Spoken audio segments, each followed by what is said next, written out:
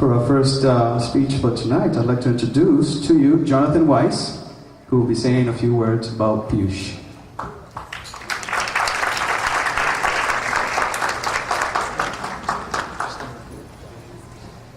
All right, good evening, everyone. First off, Good evening, everyone. First off, I'd just like to thank everyone for being here on behalf of Piyush and Vida and all their families. It's great to see so many old friends here tonight, many of whom I don't get to see all that often. And it's also been a great opportunity for so many of us to finally put faces to the names that we've heard about for so long. As Piyush has explained to me, traditionally in an Indian wedding there is no real concept of a best man. If that ceremonial title were to be bestowed on someone, I think it would best be put on Piyush's dearest and oldest friend from his formative years back in Indiana, Pennsylvania, Rob Agnock, who's actually sitting right over there. But where I fit in is more of like a chief of operations or chief of staff in Piyush's life. For example, when Piyush first moved down to New York 4 years ago, he bought a whole bunch of IKEA furniture and he needed someone to help him figure out how to put it together. So he called me and we spent actually a whole day putting it all together. When Piyush needs to figure out what movie he wants to see or where to take Piyush out to dinner when he's in New York, he asked me. And when Piyush needed somebody to orchestrate his bachelor party in Montreal, again, he came and tapped me to figure that all out. I know there's actually been a lot of questions about exactly what happened in Montreal and what we all did, especially from those of you who've perused the album that I put up on Facebook, and I've noticed some rather glaring chronological gaps in the sequence of photos. And actually the truth of the matter is that we spent almost the entire weekend in the Montreal Museum of Fine Arts. So much so that I had to make a personal request to the museum curator to extend the museum hours so that we could fully take in their exhibit on post-impressionist artwork. In fact, John Spinda, who's sitting right over there, who has a penchant for being a little strapped for cash every time he takes an excursion north of the border to Canada, was so taken in by a Marc Chagall print entitled Self-Portrait Smiling that I was compelled to throw a few dollars his way so that he could pick up a reproduction print down in the museum's gift shop. So, how's that looking in your apartment, your house? Okay.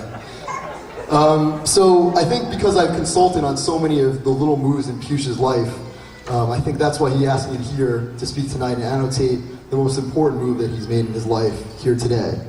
A few people actually probably realize this, but today is actually the second time in Piyush's life that he's gotten married. Between 1997 and 2004, for 7 years, Piyush and our good buddy from Tufts, Jason Chertoff, who I think is sitting somewhere over there, actually lived together, and technically under the general laws of the Commonwealth of Massachusetts, Chapter 186, Section 15B, Piyush and Jason's long-standing cohabitation qualified them as entrance into a common law marriage. The relationship that Piyush and Chertoff had was quite harmonious and amicable for many years, right up until the final summer that they lived together, when Piyush stumbled upon the online dating profile of a beautiful young lady. By that fall, when word that Piyush now had a girlfriend had reached me down in New York and people like Rob out in Pennsylvania, I think we were all a little baffled because those of us who had known Piyush for so long weren't sure that he had actually ever spoken to a girl before.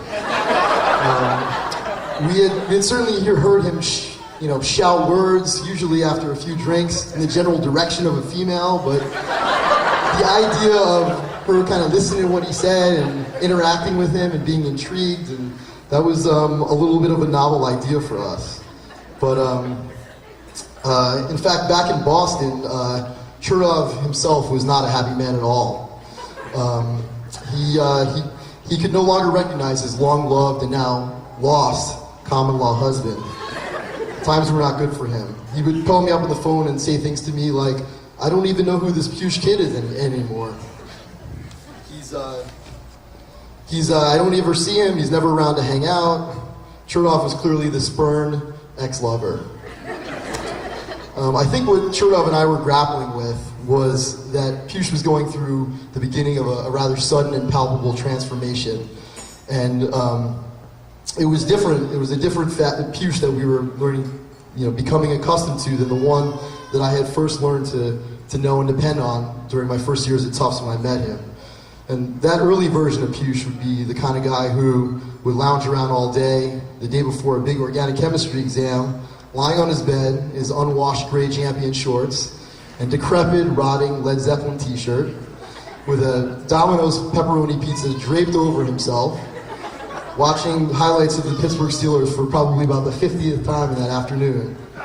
All the while, our good buddy Chertoff, of course, and our friend Dave Schatz were right outside in the common room, fastidiously memorizing their alkenes and their alkanes and graphing M&R spectrums, and so forth. Push actually entered college as a pre-med student, destined to realize the dream of any Indian mother, or any Jewish mother for that matter, and become a doctor. And this has really been a dream that has died hard for Mrs. Facky. In fact, when I greeted her last night at the rehearsal dinner, she came up and asked me, as she's asked me so many times before, and Chertoff as well, simple question: when is Push going to medical school?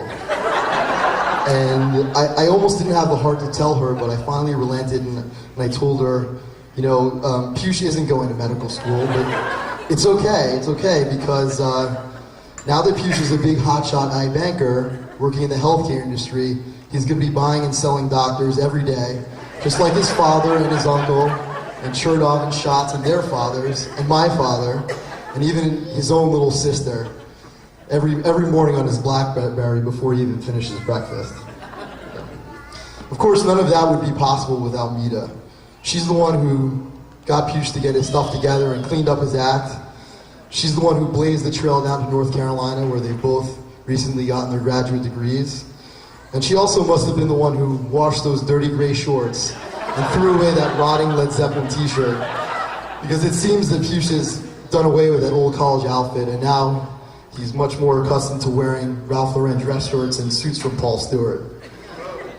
So there's an old saying that I think everybody has heard many times before, that behind every great man there is a great woman.